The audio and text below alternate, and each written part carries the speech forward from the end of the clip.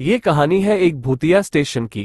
एक परिवार में गणेश व उसकी पत्नी राधा तथा उनकी बेटी दिव्या रहती थी। पापा चलो ना कहीं घूमने चलते हैं।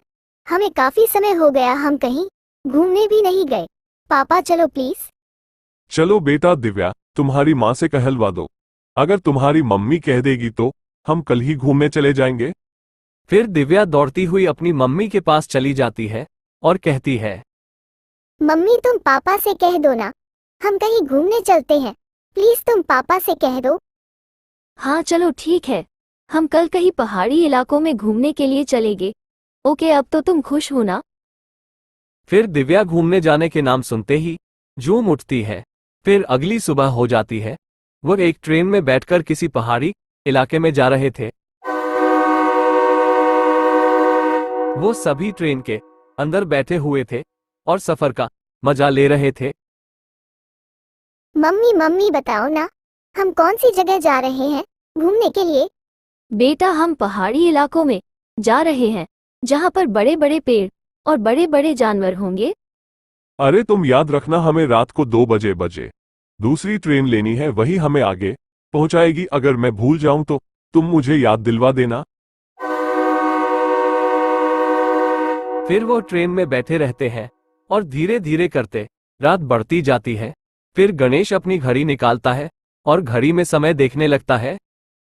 अरे रात के 2 बजे बज गए और हमें अगले वाले स्टेशन पर उतरना होगा, वहीं से हमें आगे की ट्रेन है। फिर वो सभी अगले वाले स्टेशन पर उतर जाते हैं। अब आगे चलते हैं ताकि दूसरी ट्रेन का पता लगा सके। अरे तुम सब यहीं पर रुको, मैं आगे जाकर पूछता हूँ कि अगली वाली ट्रेन कब और कितने बजे है। फिर गणेश ट्रेन के बारे में पूछने के लिए चला जाता है। मम्मी मुझे बहुत तेज भूख लगी है, मुझे खाना दे दो, बहुत भूख लगी है। अरे बेटा रुको, तुम्हारे पापा को आने दो, फिर हम खाना लेकर खूब खाना खाएंगे।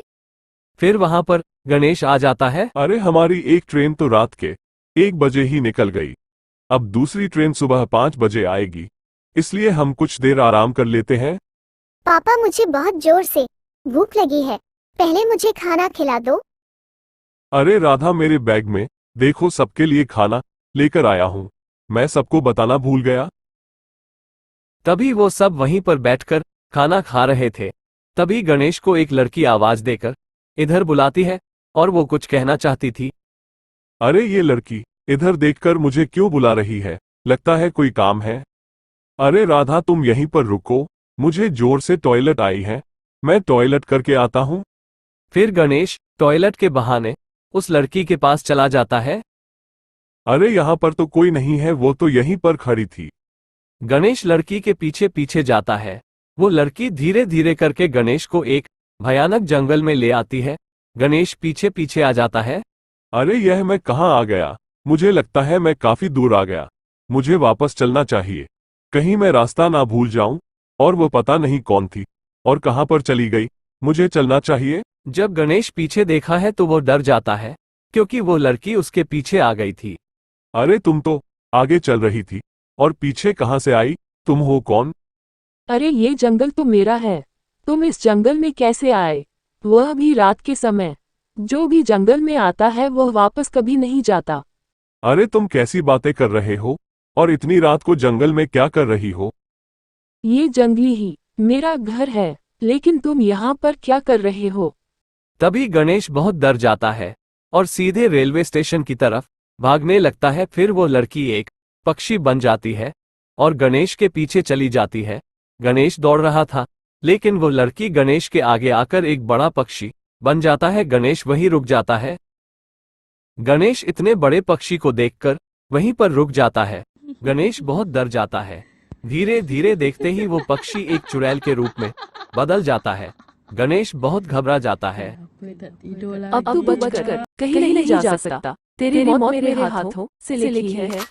फिर वो चुड़ैल एक बंदूक निकलती है और सारी गोलियां उस गणेश पर छोड़ देती है और गणेश की वहीं पर मृत्यु हो जाती है। इस एक को मैंने मार डाला, अब वो दो बच्चे हैं, उनको भी मार देता हूँ।